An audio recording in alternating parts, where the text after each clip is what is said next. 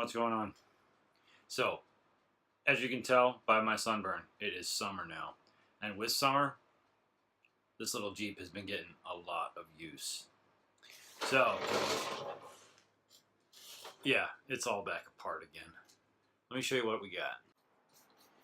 So part of the problems that we've been having, we had a key to operate it, and said key was attached to a toy and lost. So, also, said key was left on all the time. So, key on, battery drain. Key lost. Well, the batteries don't drain, but it certainly doesn't go. Also, we have a flat tire issue. It needs to be pumped back up every time we drive it, but I'm still holding out hope that I can get a new set of those for the front. So eventually, soon I hope, I'm going to finish this up. I'm going to wrap it up and put together a video of everything for YouTube. But that's what we're up against now. Batteries have been holding up pretty well. I think one of them is starting to fail on me because it doesn't hold as much of a charge as the other one. So when we go to charge them up, I end up charging that one for maybe 2 or 3 hours, and then I charge this one for an hour and a half. And it says it's full, but it drains much, much faster. So I think we're going to have to upgrade the batteries here at some point and get a set of matched newer cells.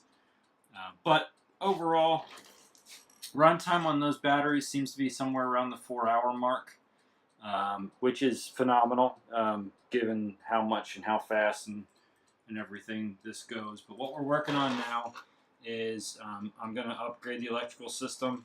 I'm going to rewire everything so that it is no longer controlled by a key, and it is now controlled by a timer system.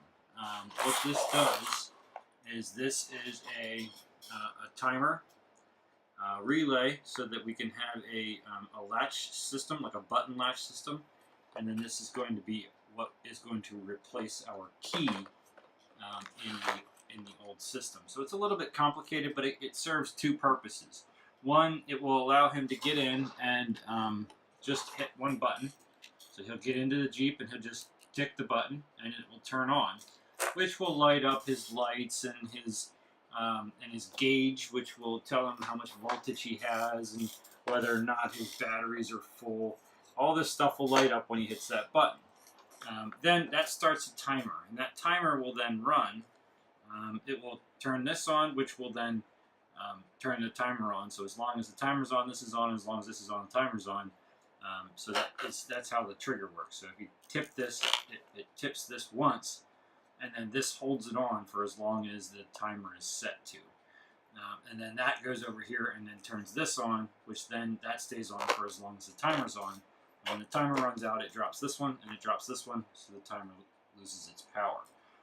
This way, the whole circuit will go dead after 20 minutes.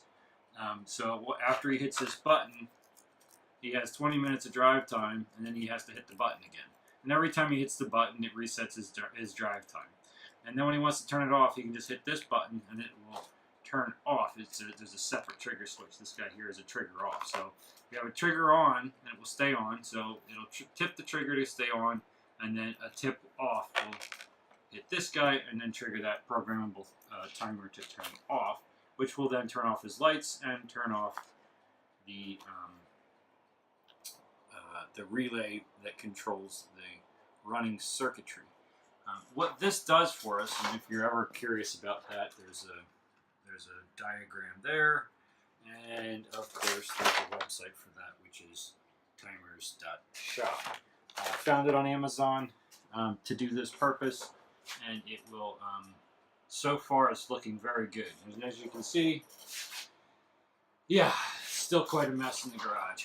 But we got a lot of other stuff going on, so when this is done, we're going to get cleaned up, and then we'll be able to move into our new shop and do more fun projects.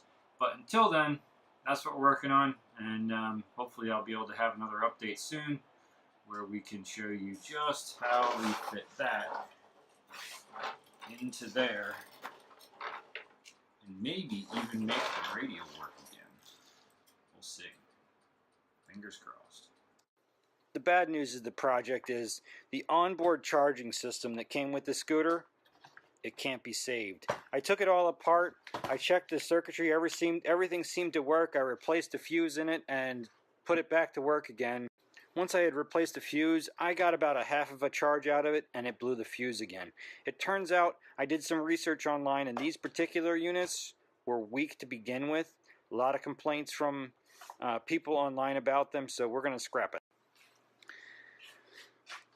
The problem with the charging is, since we have two batteries, it's 24 volts, which to charge it up, it takes a lot of extra time with my old school car charger. It's over there in the corner somewhere. But you know I wasn't going to stop there, right? I wanted something where he could just pull in, plug in, and charge it up. And having to charge one battery at a time with a 12-volt charger just wasn't in the cards. So, again, back to Amazon, and I picked this thing up on Amazon for about $100. It's more than I wanted to spend on this project or any one item in this project, but it's more than just a charger for this. It charges a bunch of different batteries, and it comes with this harness, which I can leave in the Jeep. I can leave that harness in the Jeep. I can have him be able to unplug and plug this in, and I can still keep it with the other harness as another charger. And again, it's able to charge several different types. So we're pretty close to the final product. I have all the electronics finished and wrapped up. They're not great. They're my almost best work. But as you can see, the next thing that I'm going to do, probably before I call it finished, is I'm going to give it just a little bit more lift in the back. It has sagged a little bit. Or not sagged, but the way that it ended up sitting, it was sagged at the back a little bit. So I ended up making it so that I can add some lift blocks to the back, so it won't be very hard to do that. What we got here, I tucked all the electronics in. Well, not in there, but you can see they're stuck to the sides of that box. Inside of it, we have an on-off switch here. So if we hold it on here just for a second, it turns on. It turns on the ignition for the old scooter speed controller. We have our speed variable setting here. And it can honk. And then I added, and I kind of done a little bit on this about Instagram, but I added a little horn. He had been begging me for the horn from the scooter, so we added that in there. That little blue glow right here is a LED that I used as a diode to connect the trigger to the power in the switch, so that one way can turn it on and off, the other way can only turn it off. At the time I thought maybe I could have an one way on, so this way would be on and this way would be off, but the way that it works out, I was afraid this way would also keep it on, but it doesn't. It's just the way that the timer works out. So we have an on and then an on and off and then on only. Or I'm sorry, on and off and then an off only. But it's just the way that it works. I could have actually just put a push button in there to run the timer, so that it was push it on and then push it off. But this had already been ordered for that purpose, and it works. The steering wheel, I added a little cover to the center of that. I did add taillights to the back. These are put and there's in. fog lights now. Yep, and there's fog lights now. And these are put in series so that they're a little bit duller. I was concerned with heat up against the plastic. Fog lights are white. We did add, as I said, fog lights to the front. The original ones that we had, my friend Mike put in the front. Here, the blue ones, we fixed the one that had the dim and flicker, but we also added these little clear ones down here, which actually, those four lights put out a considerable amount of light. When you see the video of them driving, you'll see that it really does put out a decent amount of light. So that's what we got. The only other thing I'm going to do, like I said earlier, is I'm going to put a little bit of lift in the back. And what that's going to look like is This little bit of rubber. I wanted to use rubber to isolate the bumps a little bit.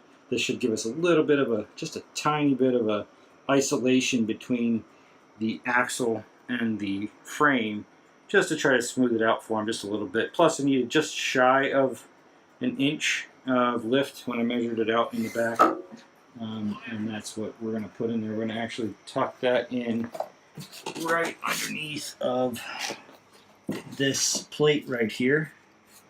You can see I even left longer bolts on there so that I can do that. So I'll just pop the axle off, throw that spacer in there, put it back together again, and that will give us just a little bit more lift in the back and level it out a little bit. And then eventually, I'm probably most likely going to swap those front tires out for something a little bit wider, a little bit more like the back. But for now, what do you think, bud? Awesome. So, that's a lot of work. It's a lot of time. I wouldn't recommend doing it, but if you do it and you want any questions or comments, just send me a message or hit me up in the comments on the video, and I'll answer any questions that you want to. And I'll obviously post update videos if I make any changes to it. But at this point, that's it. When I add the block to the back, I'll get some more pictures and video then, and I'll tie that in after this. But that's it for now. See you in a little bit. Bye.